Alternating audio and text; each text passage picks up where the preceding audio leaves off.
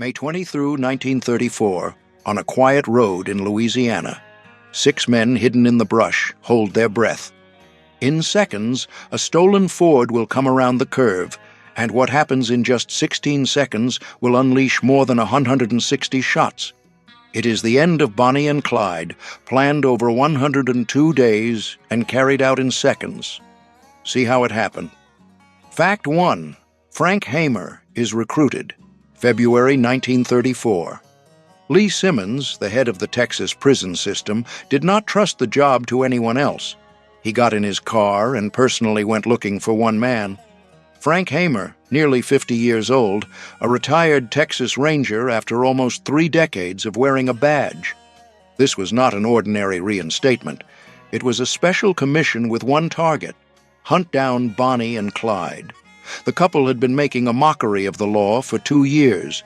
Robberies, shootouts, dead police officers.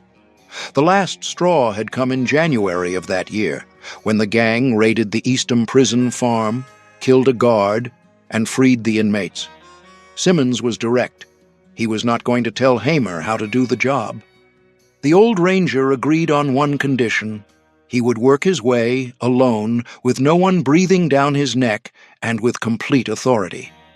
The pay was meager, $180 a month, plus a promise of a share of the reward.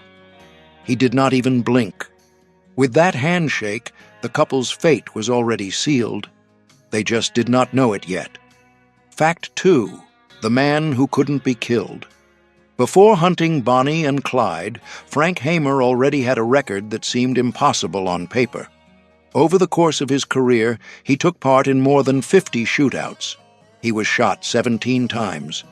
On 4 separate occasions, he was declared dead, but he wasn't. Records credit him with killing between 53 and 70 men. The first time, he was only 16 years old. A rancher named Dan McSwain tried to hire him to kill a man. Hamer refused. McSwain then shot the boy in the back and in the head and left him lying in a field, thinking it was over. It wasn't. Hamer got back up, and the one who didn't make it through that day was McSwain. The same scene played out again and again over nearly 40 years of wearing a badge. But those who study his life always say the same thing: it wasn't luck, it was method. Hamer never entered a confrontation without first securing the advantage, the position, the distance, and the first shot. He set the stage and only then moved in. Bonnie and Clyde had already traded gunfire with plenty of lawmen, but they had never faced this kind of hunter. Fact 3. Ambushed in Sweetwater. October 1st, 1917. Frank Hamer was returning from a court hearing when 2 men stopped him with a warning: "Don't go through Sweetwater. There are people waiting there to kill you." The trouble came from a feud between his wife Gladys's family and the relatives of her ex-husband, Ed Sims. Hamer listened to the warning, strapped a second gun to his waist, and went into town anyway. He stopped because of a flat tire. That was when G. McMeans, a former ranger and former sheriff, and a young man named Red Phillips came after him. Hamer was shot twice. A shotgun blast tore off part of his hat and knocked him to his knees. He got back up. He drew his revolver and shot McMeans in the heart, killing him on the spot. Phillips ran and was arrested later. And there is one more detail. A jury was meeting across the street and watched the entire shootout through the window. 5 days later, it ruled that Hamer had acted within the law. 17 years later, this was the man hunting Bonnie and Clyde. Fact 4. Method, not luck. What made Hamer dangerous was not a gunfighter's instinct or beginner's luck. It was preparation. He studied his target before making a move, and he had an almost photographic memory that held on to every detail. In a shootout, most men at the time sprayed bullets everywhere and hoped for the best. Not Hamer. He said he would bring the gun up to eye level, take aim, and finish it with a single shot. He preferred fighting with a rifle whenever possible, but he also practiced long-range pistol shooting because he knew he would not always have a rifle in his hands when the time came. For the hunt for Bonnie and Clyde, he was even more calculating. He bought a specific handgun, a Colt Super 38, for one very practical reason. Its ammunition could punch through a car's metal body. Hamer knew the couple practically lived inside stolen cars, slept in them, and escaped in them. So he deliberately chose a weapon capable of piercing steel. While Bonnie and Clyde raced through the darkness, the man hunting them had already studied even the routes they usually took. Fact 5. The prison that created Clyde. To understand why that ambush ended in gunfire instead of handcuffs, you have to go back to Eastham. In April 1930, Clyde Barrow, barely over 20 years old, entered the Eastham prison farm to serve 14 years of hard labor. It was one of the worst prisons in Texas. Inside, an older and stronger inmate named Ed Crowder, known as Big Ed, repeatedly beat and abused him. One day, Clyde could not take it anymore. He waited for Crowder and killed him with a lead pipe. He was the first man Clyde ever killed. Another inmate, who was already serving a life sentence, took the blame. Later, to escape working in the fields, Clyde had 2 of his own toes cut off with an axe. 6 days later, he was released. His mother had been asking for a pardon, and Governor Ross Sterling signed it. He walked out on crutches with a limp he would have for the rest of his life, and changed on the inside. A friend who saw it all summed it up. He went in a kid and came out a rattlesnake, and Clyde made a silent promise that he would never return to a cell alive. Fact 6. The methodical manhunt. Hamer did not go out shooting. He sat down and studied. For about 102 days, from February to May 1934, he and his longtime partner Maney Galt traveled through Texas, Oklahoma, Arkansas, Louisiana, and Missouri, looking for a pattern. They slept in the car, ate crackers and sardines, and drove 500 miles a day. And the pattern appeared. Bonnie and Clyde always traveled in a large circle, with fixed points: Dallas, Texas, Joplin, Missouri, and northwestern Louisiana. They always stayed close to state lines, and there was a cold, practical reason for that. At the time, a police officer could not chase a fugitive into another state. Clyde had mastered that trick, but his habit became his own trap. He repeated the route so often that Hamer began predicting his next move, and he noticed something. The couple kept going back to visit family. One of their accomplices, Henry Methvin, had parents living in rural Louisiana. Hamer was not chasing them in the rearview mirror. He was positioning himself ahead of them. And he used to say that when he began to understand how Clyde's mind worked, he felt he was getting close. Fact 7. The family trap. In the middle of all that analysis, Hamer found the opening. One of the accomplices, Henry Methvin, had family in rural northern Louisiana, and Clyde had made a rule with the group. If they ever got separated, the meeting point would be the Methvin house. That was exactly what happened. Henry got separated from the couple in Shreveport. Bonnie and Clyde were going to return to that house, and Hamer knew it. Then came the coldest move in the entire story. Henry's father, Ivy Methvin, was terrified. He knew his son would end up dead or in prison alongside the couple. So he made a deal with the law, arranged through the local sheriff, Henderson Jordan. He would hand over Bonnie and Clyde in exchange for a pardon for his own son. Hamer agreed immediately. The gang stopped by the Methvin house from time to time, and Ivy would alert the law as soon as the couple was on the way. Think about the irony. In the end, it was not the law that brought the couple down. It was a father's love, willing to betray his son's friends to save him. Now everything depended on just one thing, that they showed up on that road one more time. Fact 8. The obsession with cars. There was one thing Clyde loved almost as much as Bonnie: the Ford V8. It was the fastest car money could buy at the time, faster than most police cars. Clyde did not pay for them. He stole one whenever he came across it. He liked them so much that he reportedly wrote a letter to Henry Ford himself praising the engine. The letter, dated April 10, 1934, is kept at the Ford Museum in Dearborn. Some people doubt it is authentic, but it exists. And here is the irony. The car that gave the couple freedom was the same thing that made them predictable. Anyone who studied their habits already knew they would show up in a stolen Ford V8, flying down a dirt road. The last one was a gray 1934 Ford with an 85-horsepower V8, stolen from Ruth Warren's garage in Topeka, Kansas, on April 29th. And Clyde could drive like few others. No one behind the wheel of a Ford could catch him. But the same speed that kept them ahead of the law would deliver them to the right curve on the right day. Hamer only had to wait for that engine to appear on the horizon. Fact 9.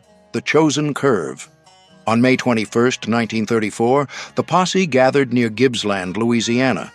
There were 6 men: Hamer, his longtime partner Maney Galt, and Texas officers Bob Alcorn and Ted Hinton, along with 2 local lawmen, Sheriff Henderson Jordan and Deputy Prentice Oakley. They chose the spot, a stretch of State Highway 154 south of Gibbsland, on the road to the Methvin house. On one side, thick woods offered plenty of cover, and they left old Ivy Methvin's truck parked on the side of the road to force Clyde to slow down right in front of their guns. Each man marked his position and field of fire, and they were heavily armed. Each carried an automatic rifle, a shotgun, and a revolver. They were prepared to punch through the metal body of a moving car. Then the waiting began. At around 9 that night, the 6 men slipped into the trees and stayed there, motionless, through the entire day of May 22nd. Nothing. Cold, exhausted, and close to giving up. No sign of the Ford on the road. The couple had no idea, and they did not know there was only one morning left. Fact 10. The automatic weapons. Hamer left nothing to chance when it came to firepower. Each of the 6 men carried the same thing: an automatic rifle, a shotgun, and pistols. And these were not just any rifles. The main weapon was the bar, the Browning automatic rifle, a .30-06 military weapon. That bullet could punch through one car door and come out the other side. Ted Hinton carried a Colt Monitor, a version of the bar that Hamer had obtained directly from Colt. Hamer carried a Remington Model 8. And here comes the irony. The bar was Clyde's favorite weapon, and he stole those rifles from National Guard armories. In the end, he would die under fire from the same weapon he loved so much. The plan was cold and direct. Open fire with the rifles first, then the shotguns, then the pistols. The officers themselves said they emptied their rifles before the car even got close. More than 130 shots in total.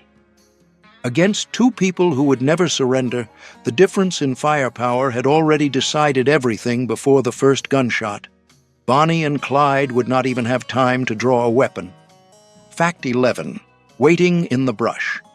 One thing is worth remembering here. Those 6 men did not arrive only on the morning of the 23rd. They had already been there since the night of the 21st, hidden in the brush along Highway 154. Nearly a day and a half lying on the ground. When dawn broke on the 23rd, they were exhausted, soaked with dew, eaten alive by mosquitoes, and barely having slept. Ted Hinton, one of the officers, later said the group was close to giving up. The road remained empty, no cars, no sound, but no one moved, staying still and silent with a finger near the trigger. Hour after hour, takes a kind of discipline few people have. That morning, old Ivy Methvin parked his truck by the road as bait, so the Ford would stop right in front of them. 2 of the men, Alcorn and Hinton, knew the couple by sight and would confirm the target. Everyone knew that when the moment came, they would have only a few seconds to act. The sun rose over the empty road. At around 9 in the morning, the silence broke. In the distance, an engine, coming fast. Fact 12. The Ford appears. 9:15 in the morning. The gray Ford V8 appeared on the road, coming fast, with Clyde behind the wheel and Bonnie beside him. Clyde was driving as usual, wearing socks but no shoes, a habit he had carried with him since prison. The car began to slow down. Clyde recognized old Methvin's truck parked on the side of the road and took his foot off the gas to see what was going on. It was exactly what the lawmen had planned. The Ford stopped almost on top of the brush where the 6 men were waiting. For a moment, everything stood still. The engine idling low, the morning frozen, 6 gun barrels locked on target. Inside the car, neither of them suspected a thing. Bonnie, according to some accounts, was holding a sandwich. Alcorn and Hinton, who knew them by sight, quietly confirmed it. It was them. It was the last normal moment of the couple's lives, and then the plan to order them under arrest fell apart. Deputy Prentice Oakley fired first, probably before any command was given. In the next second, the other 5 opened fire. Fact 13, the 16 seconds. It all happened at once. The first shot, fired by Deputy Prentice Oakley, struck Clyde in the head and killed him instantly. With no one in control, the car kept rolling toward the edge of the ditch, and the 6 men did not stop shooting. They say it lasted about 16 seconds. In that short span of time, the officers poured around 130 rounds into the Ford, with some accounts putting the number as high as 167. Why so many? Years later, Hinton's son explained what was going through those men's minds. That man had already escaped a dozen traps, and no one there wanted to risk getting it wrong again. The car's body was turned into a sieve. The windshield had more holes than glass. They later said the gunfire left them temporarily deaf. Inside the car, there was no return fire. Neither of them managed to pull the trigger. And according to some accounts, Bonnie could be heard screaming through the barrage. The coroner's report would count 17 gunshot wounds in Clyde and 26 in Bonnie. When the echo of the gunfire faded, the 2 most wanted names in America were dead in the front seat. Fact 14, the bodies and the car. When the smoke cleared, silence followed, and it was just as frightening as the gunfire. The Ford sat on the side of the road, riddled with bullets, a heap of punctured metal. Inside, Clyde was slumped over the steering wheel, and Bonnie had collapsed in the seat beside him. Both dead, right there in the front. Clyde was 25 years old, Bonnie only 23. The 6 men slowly stepped out of the brush, still holding their weapons, barely able to believe it was over. They opened the car and found a full arsenal. Several automatic rifles, sawed-off shotguns, pistols, dozens of loaded magazines, and around 3,000 rounds of ammunition. Clyde had been prepared for a war he never had time to fight. The 102-day manhunt had ended there, on that dirt curve near Gibbsland, Louisiana. It was fast and cold, exactly as Hamer had planned. But the calm did not last long. News spread across the area in the blink of an eye, and from every direction, people began heading down the road toward that car. Fact 15, the souvenir hunters. The news spread before the bodies had even gone cold. Before long, people came from every direction and surrounded the car, and then a scene began that was hard to believe. People wanted a piece of the legend. They pulled out shards of glass, pieces of upholstery, bits of metal, and shell casings from the ground. One woman cut locks of Bonnie's hair and pieces of her dress, then went off selling them as souvenirs. One man tried to cut off Clyde's ear. Another rushed toward the body, trying to take his trigger finger, and Deputy Ted Hinton had to shove him back. The 6 lawmen, who only minutes earlier had controlled every detail of the ambush, could barely handle the crowd now. There was not even enough time to properly protect the scene. So they hooked the Ford to a tow truck and dragged the car, with the bodies still inside, to the town of Arcadia. Arcadia had about 2,000 residents. Within a few hours, it would become a swarm of thousands of curious onlookers. Fact 16. What was left? After it was all over, Frank Hamer disappeared from the headlines and went back to a quiet life. But his name was never the same again. That ambush, with no chance to surrender, became a subject of debate for the rest of his life. Some called it justice. Others called it an execution. The families made sure the two were buried separately. And here is a detail few people know. Bonnie Parker's final wish was to be laid to rest beside Clyde Barrow. They did not allow it. Her mother refused. So even in death, the couple who became a legend remained apart. Think about it. A quiet man no one paid much attention to spent 102 days putting the plan together. He studied every road, every habit, every schedule. And when the time came, it took only 16 seconds of gunfire on that Louisiana road in May 1934. 16 seconds that brought down two outlaws the entire country could not get out of its mind.